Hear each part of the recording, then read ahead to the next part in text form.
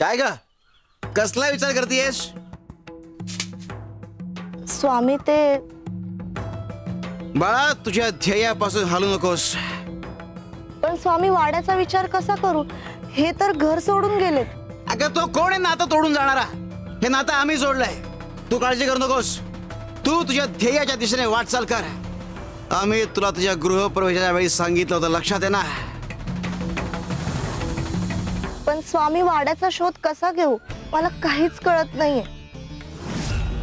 घरात वाड्याचा विषय नुसता काढला तरी सगळे चिडतात. बाळा, त्याचं उत्तर हे तुला लवकरच मिळेल. शिव शंकर शंभो.